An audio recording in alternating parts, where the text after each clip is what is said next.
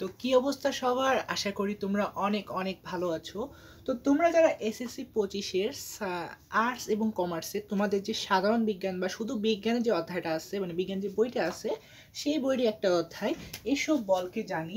এই অধ্যায়টা আজকে আমরা একটা লেকচারের মাধ্যমে পুরো কাভার করে দেব, যাতে এই অধ্যায় থেকে তুমি সিকিউতে 10-এ 10 পাও। বুঝছো? এইভাবে আমি এই অধ্যায়টা একটা মাত্র লেকচারে তোমার পুরো ক্লাস অধ্যায়টা আমি শেষ করে দেব। তো চলো বেশি কথা না বলে আমরা ক্লাসটা শুরু করে ফেলি।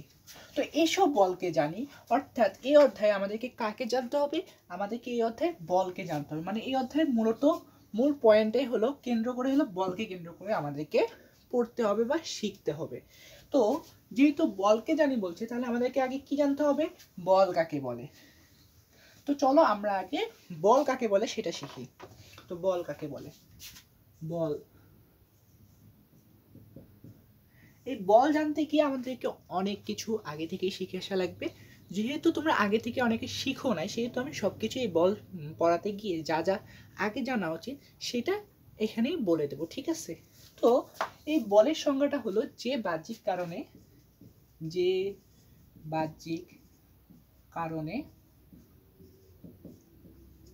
বস্তুর বেগের পরিবর্তন ঘটে। বস্তুর বেগে পরিবর্তন ঘটে। তো এই যে বলের সংজ্ঞা হলো যে বাহ্যিক কারণে বস্তুর বেগের পরিবর্তন ঘটে। এখন বেগ কি বা বেগের পরিবর্তন কি সেটা আমি একটু পরে তোমাকে আমি বলতেছি। এখন দেখো, মনে করো সাপোজ এটা একটা বস্তু।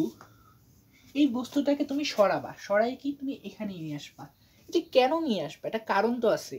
এই যে এটা তুমি এখান থেকে এখানে নিয়ে যাবে, একটা কারণ আছে। এই কারণটাই কি? এই কারণটা কিসের কারণে হচ্ছে? এটা মূলত বলের কারণে হচ্ছে। সাপোজ আমার হাতে মনে করে যে ডাস্টারটা আছে, এই ডাস্টারটাকে আমি দূরে ছিটকে মারবো বা দূরে এইভাবে মারবো, মারতেছি। মারার কারণটা কি বা কিসের কারণে হচ্ছে? আমি কি বল প্রয়োগ করতেছি বলেই তো ডাস্টারটা যাচ্ছে।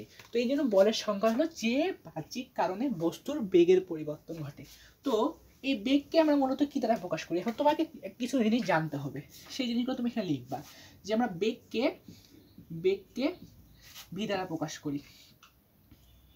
ভি আমরা বেগকে ভি দ্বারা প্রকাশ করি। তারপরে ত্বরণকে প্রকাশ করি এ দ্বারা। এই জিনিসগুলা বুঝাবুঝি লাগবে না, তুমি জাস্ট খালি লিখবা, অত কিছু বোঝা লাগবে না। তুমি লিখবা বেগকে আমরা ভি দ্বারা প্রকাশ করি, ত্বরণকে এ দ্বারা প্রকাশ করি, ঠিক আছে? সময়কে আমরা টি দ্বারা প্রকাশ করি। আবার দূরত্বকে বা সরণ তোমাদের বলে দূরত্ব সরণ একই জিনিস বোঝাচ্ছে। দূরত্ব বা সরণকে আমরা এস দ্বারা প্রকাশ করি। এই তিনটা জিনিস বুঝবা, এই তিনটা জিনিস মানবা। তারপরে হলো আদিবেগকে প্রকাশ করা হয় ইউ দ্বারা। আদিবেগ ইকুয়াল ইউ, আর শেষ বেগ হলো ভি। এখন আমি তোমাকে সব বুঝাবো, যেখানে আদিবেগ কোনটা, শেষ বেগ কোনটা। আমি পরে এই সংজ্ঞাটা আসবো, কেন আমার এই সংজ্ঞা পড়তে গেলে এই জিনিসগুলো লাগবে, যে আদিবেগ কোনটা, শেষ বেগ কোনটা, ত্বরণ কোনটা, সেটা আমাদেরকে জানতে হবে, তাই না? তো দেখো, আদিবেগ, সাপোজ মনে করো একটা গাড়ি যাত্রা শুরু করলো। মানে একটা ট্রাকই চিন্তা করো। ও তো যেই অবস্থান থেকে পূর্বে, মনে করো সাপোজ ও তো ও তো কোনো গতি ছিল না, বা ও থেমে থাকা অবস্থা থেকে সে যাত্রা শুরু করবে। তাহলে যখন একটা গাড়ি থেমে থাকবে, তখন কি তার কোনো বেগ থাকবে? তুমি দেখবা, তুমি গাড়ির ইয়েগুলোতে বা মিটারগুলোতে দেখবা, যখন সেই গাড়িটা থেমে থাকবে তখন কি তার কোনো বেগ থাকবে? বেগ থাকবে না। অর্থাৎ তখন সেই গাড়ির বেগ কত? শূন্য। কিন্তু একটা পর্যায়ে কি গাড়ির বেগ বাড়বে। তো প্রথমে গাড়িটার যখন যাত্রা শুরু করে বা প্রথম অবস্থানে যার সেই যে বেগটা, সেটাকে বলা হলো আদিবেগ। প্রথম অবস্থানের বেগকে বলা হয় আদিবেগ, যাকে ইউ দ্বারা প্রকাশ করা হয়। আর শেষ বেগ মানে হলো গাড়ি, মনে করো সাপোজ তোমাকে বলো 10 সেকেন্ডে গাড়িটার শেষ বেগ কত, অর্থাৎ 10 সেকেন্ড পরে গাড়িটার যে বেগটা হবে, বা তোমার গাড়ি স্টার্ট করার 10 সেকেন্ড পর তুমি গাড়ির যে বেগটা দিলে, আমি তোমাকে জিজ্ঞাসা করলাম 10 সেকেন্ড পর শেষ বেগ কত, তখন তুমি মিটারের মধ্যে গাড়ির যে শেষ বেগটা দেখবা বা যে বেগটা দেখবা, সেটা হলো গাড়ির শেষ বেগ, ঠিক আছে? এটা জিনিস ক্লিয়ার থাকবো। এটা হলো গাড়ির শেষ বেগ, আদি বেগ, ঠিক আছে? তো তো এটাকে বলা হলো আদিবেগ শেষ বেগ। আর ত্বরণ হলো একক সময়ে কি বেগের পরিবর্তন, একক সময় বেগের পরিবর্তন বা বেগ পরিবর্তনের হার। একক সময় বেগ পরিবর্তনের হারকে ত্বরণ বলে। একক সময়, এটা তুমি একটু সংজ্ঞাটা লিখবা, বেগ পরিবর্তনের হারকে একক সময় বেগ বেগ পরিবর্তনের, একক সময়ে বেগ পরিবর্তনের হারকে ত্বরণ বলে, হারকে ত্বরণ বলে। তোমাকে এই জিনিসগুলো মনে রাখতে হবে যে একক সময়ে বেগ পরিবর্তনের হারকে ত্বরণ বলে। ত্বরণকে এ দ্বারা প্রকাশ করা হয়। এই ত্বরণের একটা সূত্র আছে যেটা তোমাদের বইয়ে ঠিকভাবে নাই। ত্বরণের সূত্রটা হলো, আমি এখানে লিখে দিই সুন্দর করে, এ ইকুয়াল, আমি এই জায়গায় লিখে দিই, এগুলো সব মুছে দিই। এ ইকুয়াল, ত্বরণের সূত্র হলো এ ইকুয়াল, দেখো এ ইকুয়াল হলো যে শেষ বেগ ভি, মানে শেষ বেগকে বলে ভি, বিয়োগ আদিবেগ মানে ইউ হলো আদিবেগ বাই টি। এই জিনিসটা মনে রাখলে, বাই টি মানে কি, টি মানে সময়, এই জিনিসটা মনে রাখলে তুমি মানে এই অধ্যায়ের অনেক কিছু জানা হয়ে গেল। তুমি জাস্ট এই অধ্যায়টা, এই জিনিসটা মনে রাখবা, দেখবা যে সব কিছু ইজি হবে। ভি মানে কি, ভি মানে হলো শেষ বেগ, ভি মানে শেষ বেগ। ইউ মানে কি, ইউ মানে আদি বেগ। আর টি মানে কি, টি মানে হলো সময়। ঠিক আছে, তো এই জিনিসগুলো একটু ক্লিয়ার রাখো। ঠিক আছে, তো দেখো তাহলে আমরা এই জিনিসগুলো মুছে দিই। তাহলে আমরা কি বলছি, যে বাহ্যিক কারণে বস্তুর বেগের পরিবর্তন ঘটে। সাপোজ এটা একটা বস্তু, এটা একটা বস্তু, এই বস্তুটার কোনো বেগ নাই। সাপোজ আমি বলছিলাম না এই বস্তুর আদিবেগ, তাহলে এটা আদিবেগ, এর আদিবেগ কত, এর আদিবেগ হলো 0, এর আদিবেগ ইকুয়াল 0 বা আদিবেগকে আমরা ইউ দ্বারা প্রকাশ করি, এর আদিবেগ হলো 0। এটা একটা বস্তু।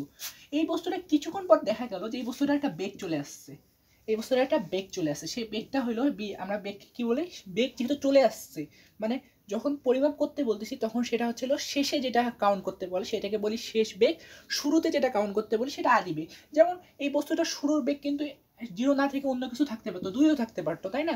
যেহেতু তার শুরুতে মানে আমি কাউন্ট করতে বলতেছি যেখান থেকে সেটাকে আদি, আর যেখানে কাউন্ট শেষ করতে বলতেছি সেটাকে শেষ বেগ বলে। সেহেতু আমি এখানে বলতেছি এই বস্তুর স্থির বস্তুর বেগ কত হয়, 0 হয়, 0। আর আমার বেগের মাত্রা হলো মিটার পার সেকেন্ড। বেগকে আমরা মিটার পার সেকেন্ড দ্বারা প্রকাশ করি, বেগকে আমরা মিটার পার সেকেন্ড দ্বারা প্রকাশ করি, আর ত্বরণকে আমরা প্রকাশ করি হলো মিটার পার সেকেন্ড স্কোয়ার। এই দুইটা জিনিসও যাতে আমরা মনে রাখি। ঠিক আছে, কিছু জিনিস আমাদেরকে মনে রাখতে হবে। তো দেখো আমি কি বলছি, যে এটা একটা গাড়ি, এই গাড়িটা কি আদিবেগ হলো 0। কিছুক্ষণ পর দেখা গেল যে গাড়িটার বেগ হয়ে গেছে শেষ বেগ ভি ইকুয়াল দেখা গেল যে 5 মিটার পার সেকেন্ড। তো দেখো এই গাড়িটা কিন্তু একটা বেগের পরিবর্তন ঘটছে। এই যে বেগের যে পরিবর্তনটা ঘটছে, এটা একমাত্র কারণই হলো এর মাঝে কিছু একটা কাজ করছে, বা একটা কোনো বাহ্যিক কোনো একটা কারণ কাজ করছে। সেই বাহ্যিক কারণ হলো এখান থেকে কেউ একটা ধাক্কা দিছে, অবশ্যই কেউ একটা ধাক্কা দিছে। সেই ধাক্কাটাকে বলা হলো বল। বলকে আমরা এফ দ্বারা প্রকাশ করি, এটাকে বলা হয় বল। ঠিক আছে, তো বলকে আমরা কি দ্বারা প্রকাশ করি, বলকে আমরা এফ দ্বারা প্রকাশ করি। বলের একটা সূত্র আছে, বল equal F equal M A. M মানে হলো ভাইয়া ভর, এম মানে কি, এম মানে হলো ভর। তোমাকে প্রশ্নের মধ্যে ভর দেওয়া থাকবে। আর এ মানে হলো ত্বরণ, এ মানে ত্বরণ। দেখো ভাইয়া, এম মানে হলো ভর, এ মানে ত্বরণ। তুমি কিন্তু একটু আগে কিন্তু ত্বরণের কিন্তু সূত্র শিখছিলে, যে ত্বরণ এ ইকুয়াল কি, a equal v minus you by t. তাহলে তুমি এই সূত্রটাকে একটু ভাঙা লিখতে পারবা না? এই সূত্রটাকে তুমি এইভাবে ভাঙা লিখতে পারো, এম গুণন V minus you by T equal F equal, তাহলে দুইটা সূত্র হচ্ছে, একটা হলো এফ ইকুয়াল এম এ, আরেকটা হলো এফ ইকুয়াল এম গুণন ভি মাইনাস ইউ বাই টি। এই দুটা সূত্র মনে রাখলে তুমি এই অধ্যায়ের প্রত্যেকটা অঙ্কই তুমি পারবা। ঠিক আছে, দেখো এখন আমি তোমাদেরকে কয়েকটা অঙ্ক করাই, দেন আমি আরো অধ্যায়ের অনেক কিছু আছে সেই অধ্যায়ের জিনিসগুলোতে আলোচনা করবো। ওকে, দেখো যদি বলে, আমি বলতেছি এবার তোমার ঢাকা বোর্ড, বিভিন্ন বোর্ড, ঢাকা, চট্টগ্রাম, দিনাজপুর, প্রত্যেকটা বোর্ডে এরকম টাইপের অঙ্ক আসে। দেখবা যে বলবে যে একটি গাড়ির একটি বস্তুর উপর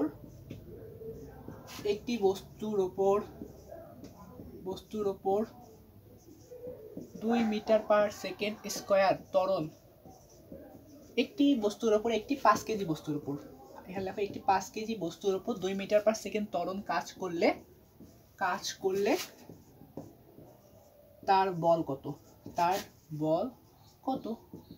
তো যখন আমরা এরকম টাইপের সৃজনশীল আসবে, তখন আমরা সুন্দর করে এখানে লিখবো যে আমরা জানি। দেখো আমরা জানি, এখানে লিখবো আমরা জানি, খাতার মধ্যে একটা কমা দেবো, আর এই পাশে একটা দাগ দিয়ে লিখবো যে দেওয়া আছে। এইভাবে সেখানে লিখবা দেওয়া আছে। তুমি দেখো এখানে কি কি দেওয়া আছে, দেখো তো বস্তুর ভর দেওয়া আছে। ভর মানে কি, দেখো বস্তুর ভর, একটি 5 কেজি বস্তু, 5 কেজি বস্তু মানে কি বস্তুর ভর। তাহলে ভর এম ইকুয়াল কি, এম ইকুয়াল কি দেওয়া আছে, এম ইকুয়াল 5 কেজি দেওয়া আছে। দেখো উপর 2 মিটার পার সেকেন্ড স্কয়ার ত্বরণ কাজ করছে, মানে এখানে কি ত্বরণ দেওয়া আছে। তাহলে ত্বরণ কি, এখানে ত্বরণও দেওয়া আছে, ত্বরণ a equal 2 metre per second square. ঠিক আছে, তো দেখো তোমার কাছে এই দুইটা তথ্যই দেওয়া আছে, তাছাড়া তোমাকে কি নির্ণয় করতে হবে, বল নির্ণয় করতে হবে, অর্থাৎ এফ ইকুয়াল হোয়াট, তাই না? তো দেখো তাহলে আমরা কি জানি, আমরা জানি এফ ইকুয়াল এম এ। তা আমরা যদি এফ ইকুয়াল এম এ জানি, তাহলে আমাদের কি কি ডাটা দেওয়া আছে, শুধু আমাদের এম আর এর ডাটা দেওয়া আছে। তাহলে আমরা এম এর জায়গায় এম বসাবো, এর জায়গায় এ বসাবো। অতএব এফ ইকুয়াল এম এর মান কত, এম এর মান হলো 5 আর এ এর মান কত 2। তাহলে 5 গুণন 10, 5 গুণন 10, 5 গুণন মানে 5 গুণন 2 অর্থাৎ হলো 10। আর বলের একক হলো, যেমন ত্বরণের একক যেমন মিটার পার সেকেন্ড আছে, ভরের একক কেজি আছে, বেগের একক মিটার পার সেকেন্ড আছে, আর ত্বরণের একক হলো মিটার পার সেকেন্ড স্কয়ার। তেমনি বলেরও একক আছে, বলের একক হলো নিউটন একে আমরা এন দ্বারা প্রকাশ করি, বড় হাতের এন। তাহলে বলের একক কি, বলের একক হলো নিউটন, বড় হাতের এন। ক্লিয়ার?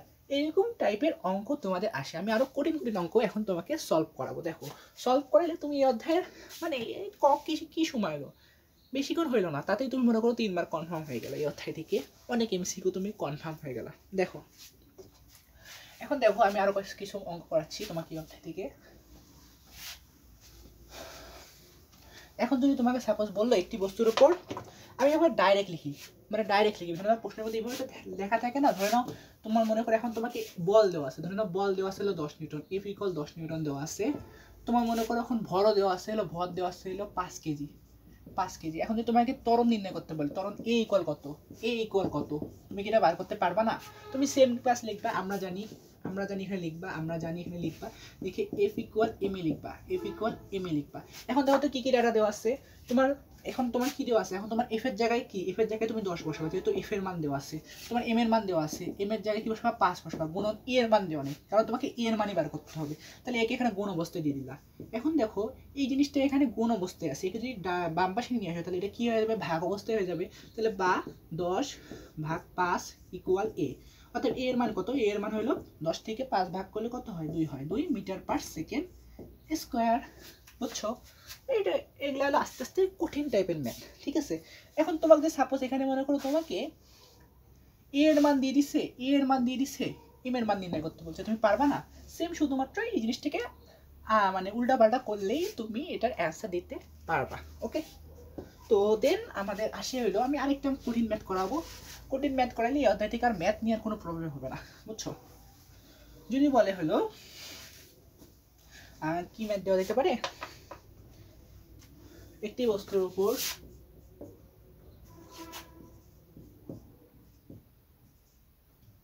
একটি 5 কেজি ভরের বস্তুর উপর 5 কেজি ভরের বস্তুর উপর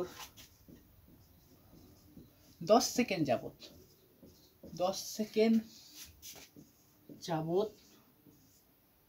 10 নিউটন 5 কেজি বস্তুর উপর 5 কেজি স্থির 5 কেজি ভরের 5 কেজি ভরের উপর লিখবো স্থির বস্তুর উপর 10 সেকেন্ড যাবত 10 নিউটন বল প্রয়োগ করা হলে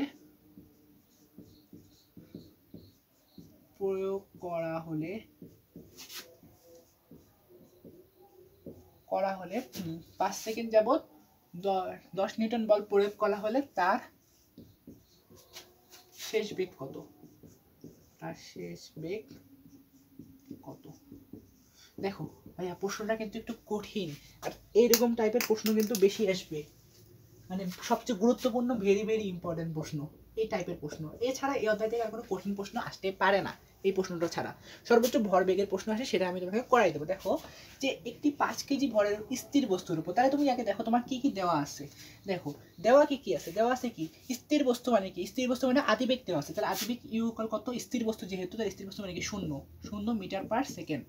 দেখো কি দেওয়া আছে, টাইম দেওয়া আছে, মানে টি দেওয়া আছে কত, 10 সেকেন্ড।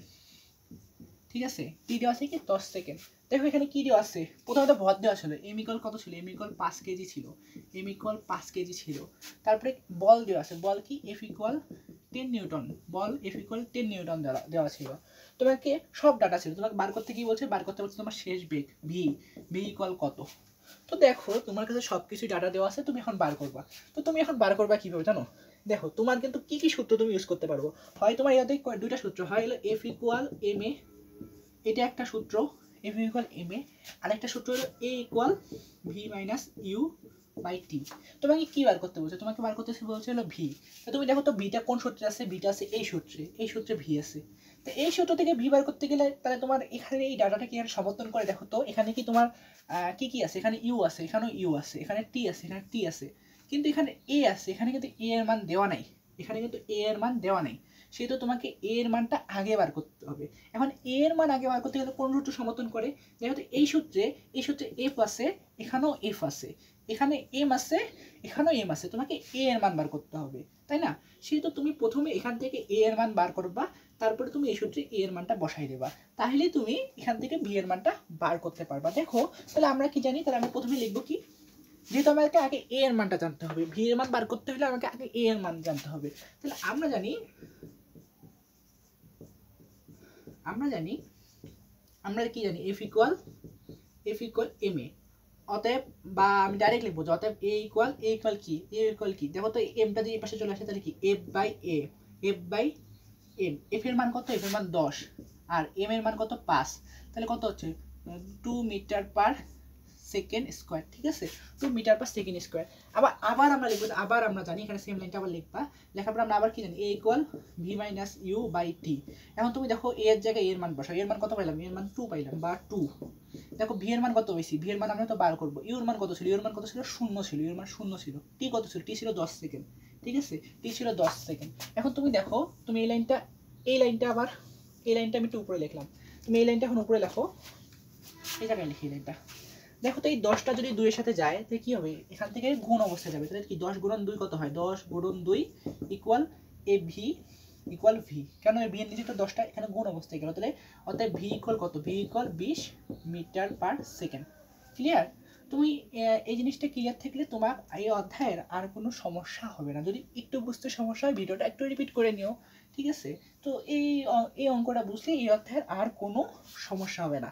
মানে এই অধ্যায় ম্যাথ যে 3 মার্ক বা 4 মার্কের আসবে, ম্যাথ 3 মার্ক বা 4 মার্ক, 3 বা 4 এমসিকিউ যেটা আসবে সেটা তুমি সম্পূর্ণ এই ম্যাথ পড়লে পারবা, ঠিক আছে। তো চলো এখন আমরা এই অধ্যায়ের যে আরো থিওরিগুলো আছে সেই থিওরিগুলো বা অনেক কিছু আছে, নিউটনের সংজ্ঞা আছে, নিউটনের বলের সংজ্ঞা আছে, এগুলো আমরা শিখবো, ঠিক আছে। তো চলো শুরু করা যাক। তো এই জিনিসগুলো জড়তা থেকে তোমাদের আসে, সেটা এখন তোমার ঘ লেখার জন্য কিভাবে পড়া যাবে সেটা আমি তোমাকে দেখাচ্ছি। দেখো আমাদের নিউটন সাহেব 3টা সূত্র প্রকাশ করে, নিউটনের 3টা সূত্র, নিউটনের সূত্রের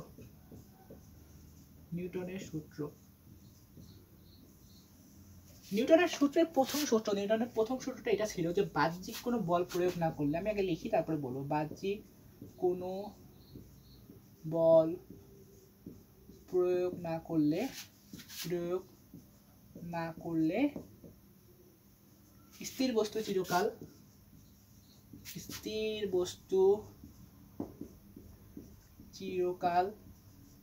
স্থির থাকবে,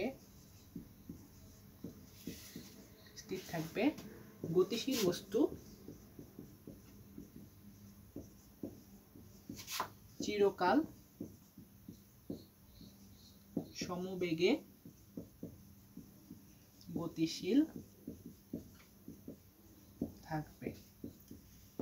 দেখো বলছে কি, বাহ্যিক কোনো বল প্রয়োগ না করলে স্থির বস্তু চিরকাল স্থির থাকবে এবং গতিশীল বস্তু চিরকাল সমবেগে গতিশীল থাকবে। এখন এই উদাহরণটা হইলো, সাপোজ আমি এখানে একটা মনে করি এখানে একটা আমি তল, এই তলের মধ্যে আমি ডাস্টারটা রাখলাম, এখানে যদি আমি বাহ্যিক কোনো বল প্রয়োগ না করি, তাহলে এই ডাস্টারটা চিরকাল এই জায়গায় থাকবে, বুঝছো। এই জায়গাটা না, এটা আমি তল চিন্তা করি, সাপোজ আমি এটা তল দিচ্ছি, এই তলের মধ্যে ডাস্টারটা সবসময় থাকবে।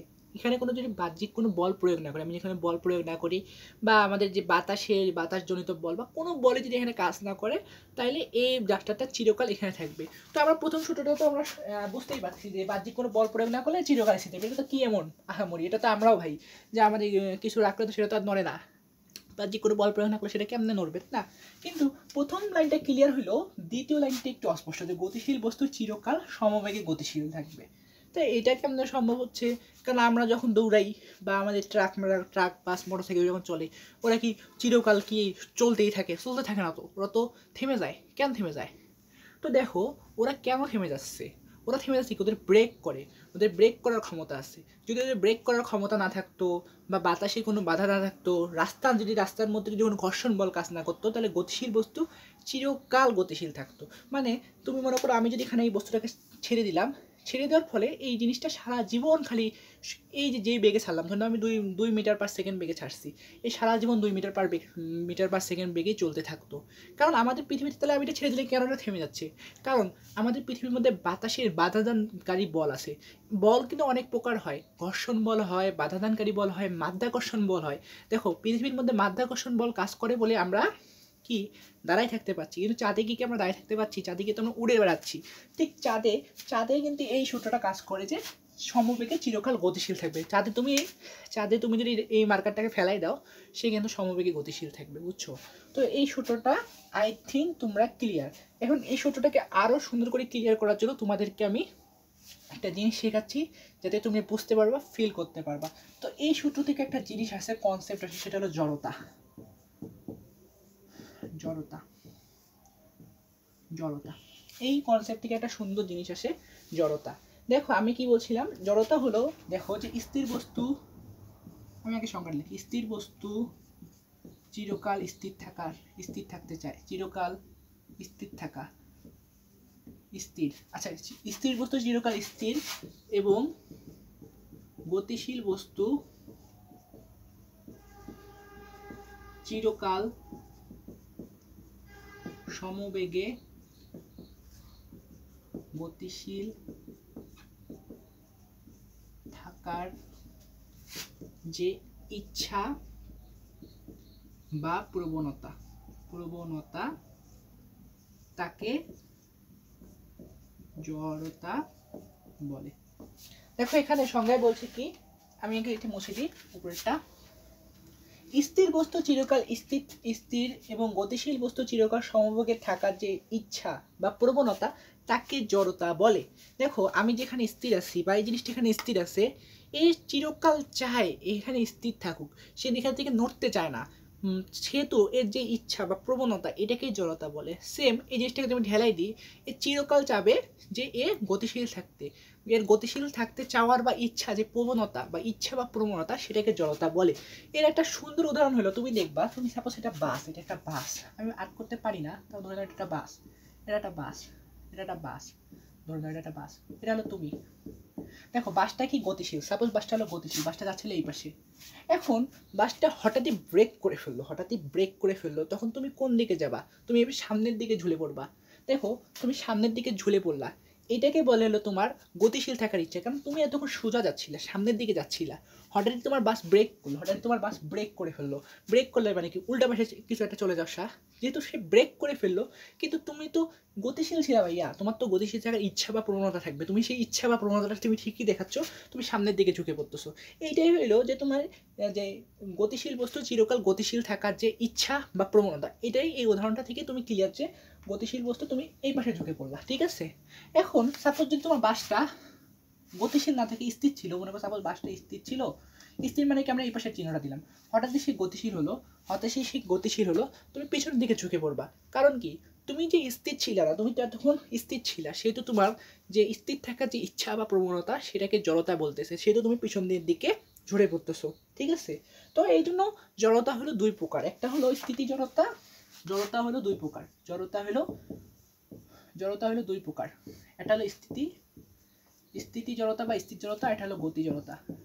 তো বস্তু স্থিতি জড়তা কাকে বলে? স্থির বস্তু চিরকাল স্থির থাকার যে ইচ্ছা বা প্রবণতা সেটাকে স্থিতি জড়তা বলে।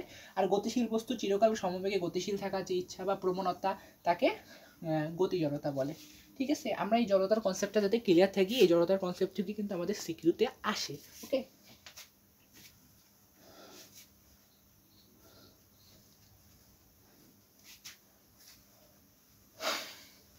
এরপরে আসে হলো আমাদের কনসেপ্ট হলো ভরবেগ। দেখো এরপরে আসে আমাদের কি, ভরবেগ।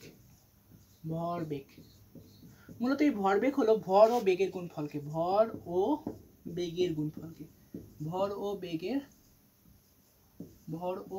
গুণফলকে, ভর ও বেগের গুণফলকে ভরবেগ বলে। তো আমরা ভরকে কি দ্বারা প্রকাশ করি? আমরা ভরকে m দ্বারা প্রকাশ করি, আর বেগকে কি দ্বারা প্রকাশ করি? v দ্বারা প্রকাশ করি। এই যে ভর আর বেগের যে গুণফলটা, একে আমরা বলতেছি ভরবেগ, আর এই ভরবেগকে আমরা প্রকাশ করি হলো p দ্বারা, p ইকুয়াল mv।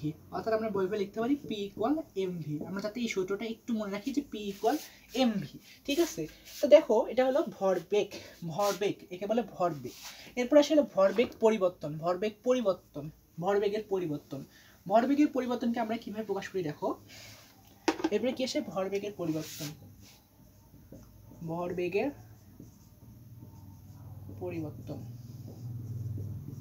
দেখো ভরবেগের পরিবর্তন, আমরা ভরবেগকে কি দ্বারা প্রকাশ করি? p ইকুয়াল mv, তাই না? তো দেখো আমরা কি বলি, আমাদের বেগ তো পরিবর্তন হয়, একটা সময় মনে করো সে আদি বেগ থাকে, একটা সময় সে শেষ বেগ থাকে। এই যে ভর ও বেগের যে পরিবর্তন, একে একটা সূত্র দ্বারা প্রকাশ করা হয়। মনে করো সাপোজ আমি এখন মনে করি স্থির আছি, এখন আমার কি ভরবেগ, কি ভর ও বেগের গুণফল, তাই না? তো এখন মনে করো আমার ওজন মনে করো 80 কেজি, যেহেতু আমি স্থির আছি সেহেতু আমার কি বেগ কত? শূন্য। সেহেতু আমার কি আমার ভরবেগ কত? শূন্য, তাই না? এখন সাপোজ আমি মনে করি যে হাঁটতেছি, মনে করো আমার এখন বেগ হলো 2, তাহলে এই যে 80 গুণন 2, তাহলে আমার ভরবেগ কি 160 হয়ে গেল না? তাহলে আমার কি ভরবেগের পরিবর্তন হচ্ছে না? সেহেতু ভরবেগের পরিবর্তনেরও সূত্র আছে। তাহলে ভরবেগ পরিবর্তনের সূত্র কি তাহলে ভাইয়া? ভরবেগ পরিবর্তনের সূত্র হলো, দেখো যে ভরবেগ পরিবর্তনের সূত্র হলো এই যে বেগটাই মূলত কাজ করতেছে, আদি বেগ ও শেষ বেগের পার্থক্যতে কাজ করতেছে। তাহলে ভরবেগ পরিবর্তনের সূত্র, ভরবেগের পরিবর্তনকে আমরা কি দ্বারা প্রকাশ করি? আমরা ভরবেগের পরিবর্তনকে আমরা ডেল পি দ্বারা প্রকাশ করি। Del P equal M V minus M U. M V মানে কি? আদি ভরবেগের সাথে কি আদি, মানে এটা হলো আদি ভরবেগ। এম ভি মানে কি? শেষ ভরবেগ, সরি এটাকে বলা হলো শেষ ভরবেগ, আর এটাকে বলা হলো আদি ভরবেগ। আমরা যাতে এই সূত্রটা একটু মনে রাখি। দেখো শেষ ভরবেগ, আদি ভরবেগ কি? দেখো আমি যে এই মুহূর্তে আছি, আমার ওজন কত? 80 কেজি, যেহেতু আমি স্থির আছি তাহলে 80 গুণন 0, যেহেতু আমাদের আদি ভরবেগ এটা, তাহলে আমার কত? 0। শেষ ভরবেগ কি? আমি যেহেতু গতিশীল আছি সেহেতু আমার একটা বেগ আছে, তাহলে 80 গুণন 2। তাহলে আমি এইটুক ক্লিয়ার যে এই এমভি মাইনাস এমইউ, এই সূত্রটা তাতে আমি একটু ক্লিয়ার থাকি, ঠিক আছে? একটু বুঝলেই এই সূত্রটা ক্লিয়ার থাকে, তাই না? এখন যদি সাপোজ তোমাকে কেউ প্রশ্ন করে যে ধরো m ইকুয়াল 10 কেজি আর v ইকুয়াল 2, u ইকুয়াল 0, তাহলে ভরবেগের পরিবর্তন নির্ণয় করতে বলে। তাহলে তুমি এই সবগুলো ডাটা এখানে বসাই দিলে তো তুমি ভরবেগের পরিবর্তনটা বার করতে পারবা, ঠিক আছে? তো কোনো কিছু, তাহলে এইটা আসলে ভরবেগের পরিবর্তন, ওকে? তো এরপরে আসলে ভরবেগের পরিবর্তনের হার, কোনো কিছুর হার, এর হার মানে কি ভাইয়া? হার মানে হলো একক সময় পরিবর্তন,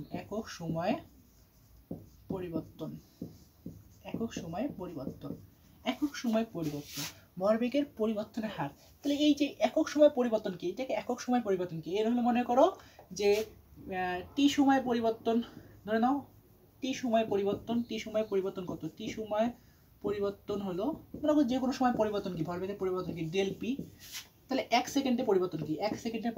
ডেল পি বাই টি, না? তাহলে একক সময় পরিবর্তনের হার কি? তাহলে ভরবেগের পরিবর্তনের হারকে আমরা এটা লিখতে পারি, তোমরা অত কিছু মনে রাখতে পারো না। ভরবেগের পরিবর্তনের হার হলো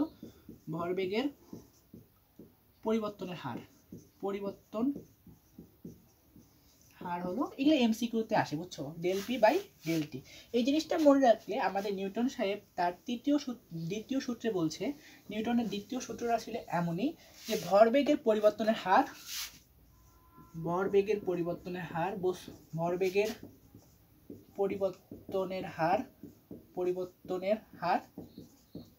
উপযুক্ত বলের সমানুপাতিক। নিউটনের দ্বিতীয় সূত্র কি ছিল? দ্বিতীয় সূত্র ছিল ভরবেগের পরিবর্তনের হার তার উপর প্রযুক্ত বলের সমানুপাতিক। তাহলে ভরবেগের পরিবর্তন হার কি? ভরবেগের পরিবর্তন কি? Del P by del T, সমানুপাতিক চিহ্নকে আমরা এইভাবে প্রকাশ করি। তাহলে প্রযুক্ত বল কি? এফ। এটা ছিল নিউটনের দ্বিতীয় সূত্র।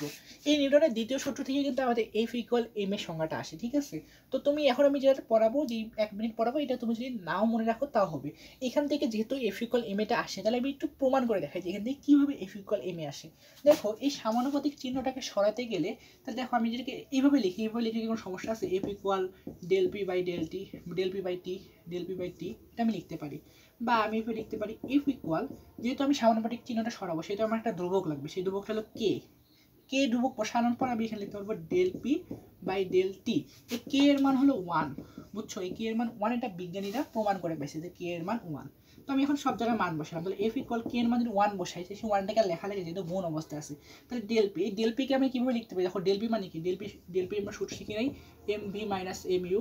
তাহলে আমি এটার পরিবর্তে কি লিখতে পারি? ডেল পির পরিবর্তে এটা লিখতে পারি না, m V minus M u by t লিখতে পারি না? অবশ্যই পারি। দেখো, তাহলে আমি আবার লিখতে পারি, দেখো F ইকুয়াল, আমি যদি এখান থেকে এম কমন নিই, তাহলে দেখো আমি যদি এখানে এম কমন নিই, আমরা কমন নেওয়া শিখছি, তাহলে এখান থেকে এম কমন নিলে কি আসে? V minus you by t. দেখো, তাহলে অর্থাৎ F ইকুয়াল, দেখো F equal v minus you by t, এটাকে আমি কি শিখছি? এটাকে আমি শিখি নাই যে a equal v minus you by T equal কি? এ না? তাহলে আমি এটার পরিবর্তে এ লিখতে পারি না? অর্থাৎ F ইকুয়াল এম এ।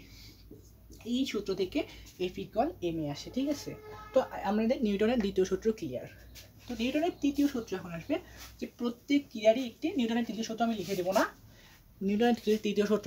আমি মুখে বলি। প্রত্যেক ক্রিয়ারই একটি সমান ও বিপরীতমুখী প্রতিক্রিয়া বল থাকে, এটা সবাই জানি। সাপোজ তুমি এখানে এটাকে ফেলাই দেবা, এর একটা সমান থাকবে, মনে করো সাপোজ আমি এখানে 2 নিউটন বল প্রয়োগ করলাম, এও আমাকে বিপরীতমুখী 2 নিউটন বল ফেরত দেবে। কিন্তু ভাইয়া তুমি বলতে পারো, তাহলে আমি এটাকে এখানে ফেলাই দিলাম, এখানে এই উচ্চতায় ফিরে আসে না, কারণ এখানে বাতাসের বাধা কাজ করে, অনেক বাধা কাজ করে, সেহেতু সেখানে ফিরে আসতে পারে না। কিন্তু নিউটনের দ্বিতীয় সূত্রটা হলো, যদি যেখানে মনে করো মাধ্যাকর্ষণ বল কাজ করবে না বা বাতাসের কোনো